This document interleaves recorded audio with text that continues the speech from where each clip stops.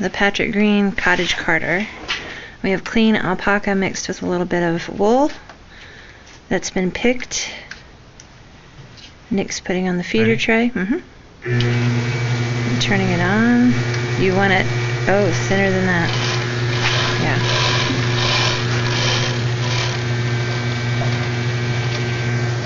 Now, it has to build up on a lot of these drums, just like on a small drum carter. So you lose some of your fiber to that when you're first starting it.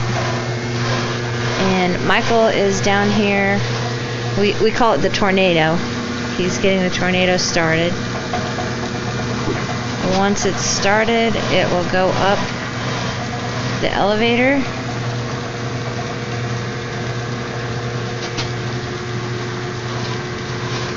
Some fiber runs really easy.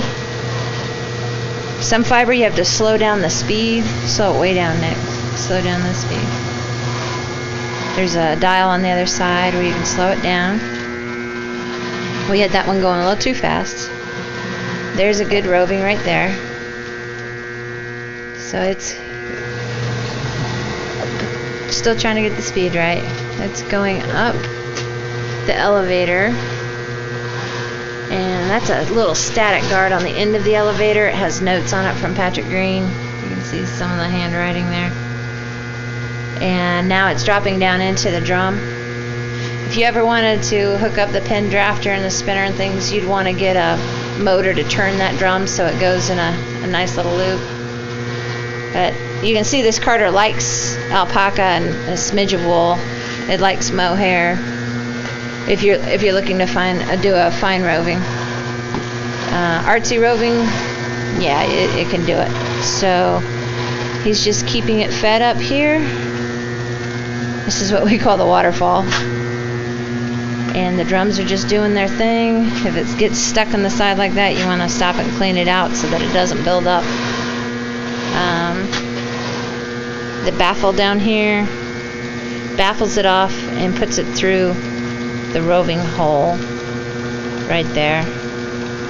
The big drum on the side is where the bat would go if you didn't have the elevator hooked up. So this drum would be collecting all of that fiber. And my suggestion is to put plastic down when you're going to do that, or something safe down below so that when you take your bat off, it's not going to get dirty on the ground. Because some dirt comes off, and anyone who has natural fibers, there's always a little bit of dirt or hay or something coming off. So I guess that's about it. Just showing you how it runs. The belt that's on here, don't you see right here? This is just tubing from a store, from Home Depot, that I have sewn together to use. It'll work for a little while.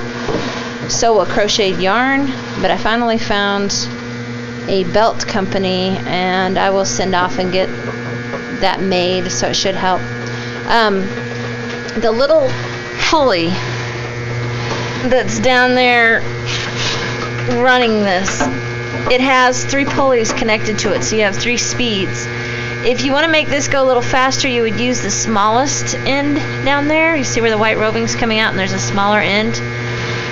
Then you would adjust this fitting here to make the belt tighter or looser, so that you don't have to resize a belt or have 3 sizes of belts. You would just move this back and forth to make it tighter or looser as you needed to. Maintenance, these are Zerk fittings right here, so you want to be sure to grease those Zerk fittings once in a while. Not that often. I mean, machinery, it depends on how many hours you're using it, but it'll make a squeak when you get it. Hair gets in there, you can't help it. I mean, you try, but you can't help it. It gets in there. These belts, we have not changed those belts. The only one we've had to mess with is this one right here. These are all transmission belts, I'm told. Should be fairly easy to get.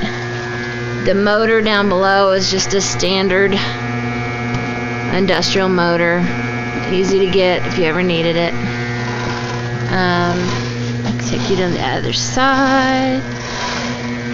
This is the control box, and that's where you adjust your speed. So it has 2 turn on and off switches, one on this and one on the other for safety. So if it caught your hair or your finger or something, you could turn it off real fast. But this is the control box that also has on and off. It has 2 fuses. I've never blown a fuse yet. You see that we got it running on 50 right now. 50 means we could run about 3 pounds in an hour.